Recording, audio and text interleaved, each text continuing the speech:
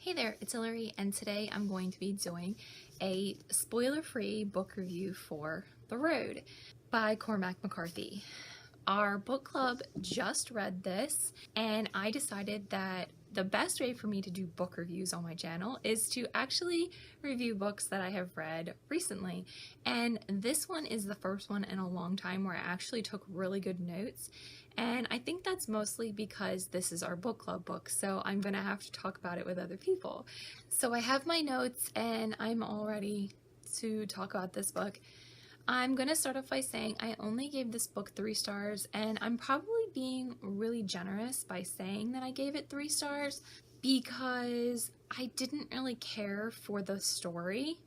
But I feel like I gave it 3 stars because he did a good job of telling the story he wanted to tell. So the whole idea of The Road, the story is about a father and a son who are traveling through a post-apocalyptic world. The two main characters, they are only referred to as the man and the boy, or the father and the son. They are not given names the entire way through the story. No one is actually given names through the story. They're always as referred to as who they are. The bad guy, the thief, the whoever. That is what they are referred to. You're going through this whole story and it starts out very slow. And I think when I was reading it, it was hard for me in the beginning because I didn't care for his writing style. His writing style seems very old, and I know he's not speaking, but it seems monotone. Like when I was trying to listen to the book in my head, the characters were just speaking very monotone. Like they had no inflection. I don't know if that comes from the way he wrote it. I don't know if that is how he meant it to be. I did read somewhere that he has like no quotation marks and like very little punctuation in this book, and he wanted the story to be written that way because of the fact that it's a post-apocalyptic world and not referencing back to punctuation and the world now. I don't know. You don't want to use quotation marks and apostrophes, you know, that whatever, I guess. But anyway, it did make the story very difficult to read. I'm just going to show you a page from the story, and you can see there's a whole conversation there, and you have no clue who's speaking. So many times when they did this, I had to go back and see, okay, who started this conversation, and then go back and forth. Okay, this one is the dad, this one is the boy, this one is the dad, this, like, because just reading it through the first time, I wasn't sure which one it was. It slowed down the reading for me. I also felt like there were some words and the context of the story I was reading, I didn't understand what it meant. It was going way over my head. And I remember that there was one word that I looked up because I didn't know what it meant, and I was like, oh my gosh. And I honestly wish I would have just kept going and not looked it up and just left it alone, that, oh, okay, that's what they're talking about.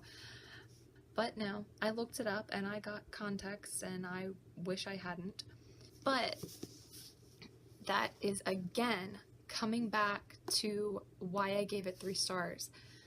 Like, the whole point of reading books is to make you feel things. And the dad lived through the apocalypse. He remembers what the world was like before the time the story is taking place. The boy doesn't. The boy doesn't remember, but the father does. So they're such a young time in their post-apocalyptic period. They're trying to figure out how to survive. Some people are doing it better or in better ways than others.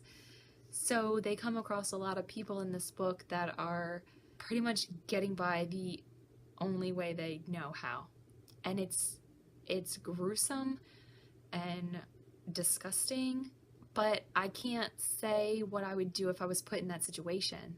So, I mean, I hope that I would do my best and not do some of the things that are in this book.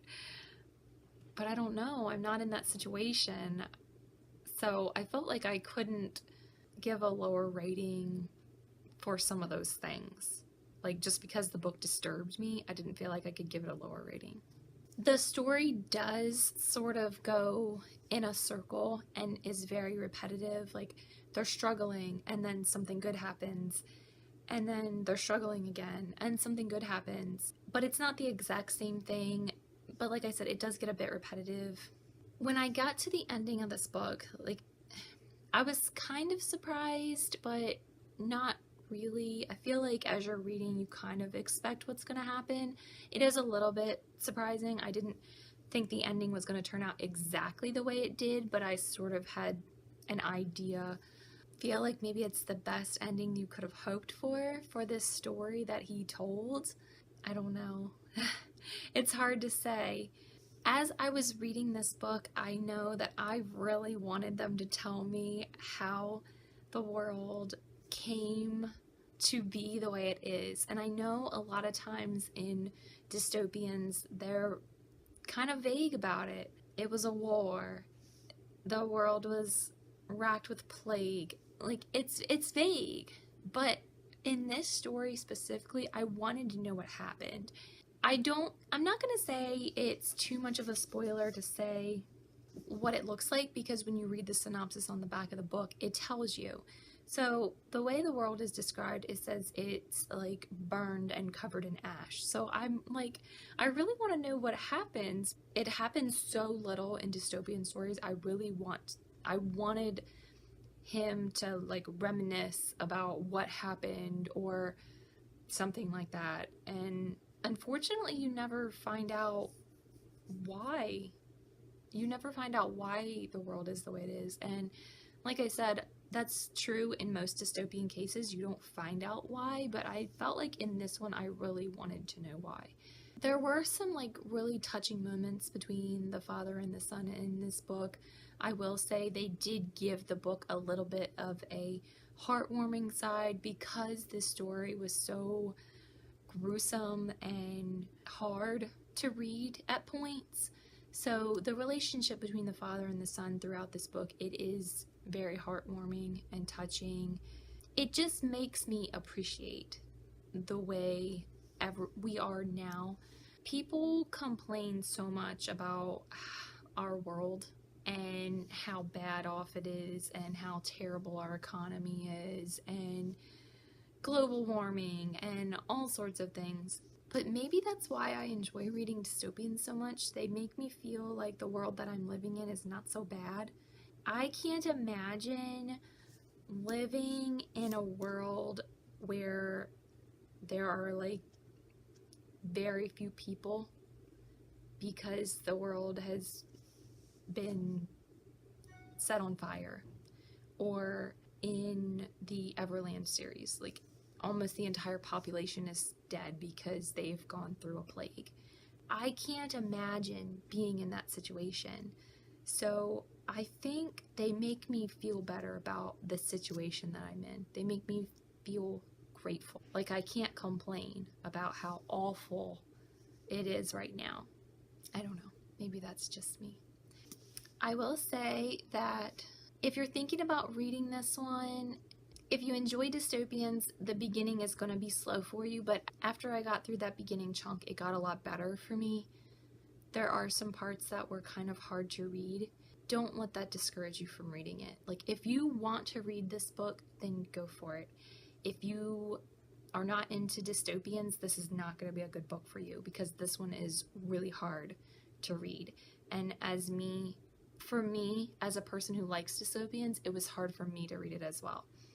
I will say it won a Pulitzer Prize, and I think it is very well deserved. I think he did a really good job with the story he was trying to tell.